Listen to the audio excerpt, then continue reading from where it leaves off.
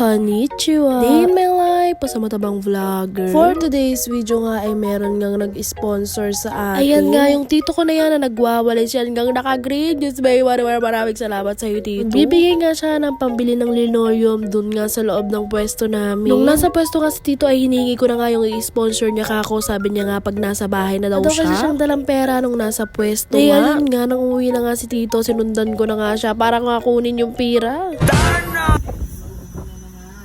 Kasi sigarilyo lang, sigarilyo. Hindi naman daw siya hinihinga.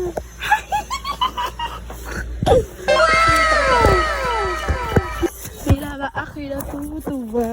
Maraming salamat, tito.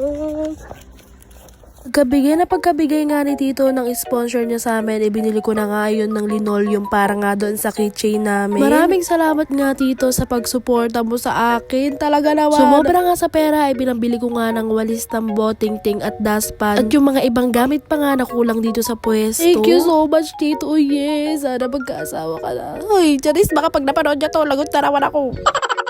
Nandyan nga rin yung pinsan ko na si Jai sa pwesto kasi birthday nga ng pamangkin namin. Wala lang, share ko lang. Ito nga yung itsura nga ng loob namin, wala pa nga siyang linoleum dyan. Share ko nga lang din na meron na nga kaming kurti-kurtina sa lababo. Thank you so much Tita Hazel and Tito Freddy. Ayan siya, ganyan siya, walang linoleum. At eto nga yung may linoleum na. So far kabog. Napakaganda naman talaga, color green. Halos lahat nga na makikita yung gamit dito sa pwesto ay color green. Marimar, thank you so much Tito. Napaka-furpok naman talagang tunay. Sabi ko nga sa kanila na hintayin nila ako bago sila magkagabit ng linoleum at pagdating ko nga dito sa pwesto, nagkabit na nga sila. Para na nga daw hindi na mapagod ang atibat nyo. Abay, maraming salamat sa inyo na lang. Dahil nga, very good case sa akin. Sharon ko talaga kayo sa first birthday ng pamangkin ko. Mapapanood nyo nga rin po sa mga susunod na vlogs ko kung ano nga yung mga naging kanap ng first birthday ng pamangkin ko. Di nga talaga ako kumain sa birthday yan at inuna ko nga na ipag-Sharon sila dito. Wala, maraming salamat talaga ate Wate. Abay, nabusog mo kami. Ang sarap ng lechon talaga. Ko nga lang din na marami pa nga rin pong kulang dito sa pwesto. Katulad nga lang sa lutuan namin, butane gas nga lang yung gamit namin. Baka naman may mag-sponsor dyan. Salamat po in advance. Nakakaiyak na talaga.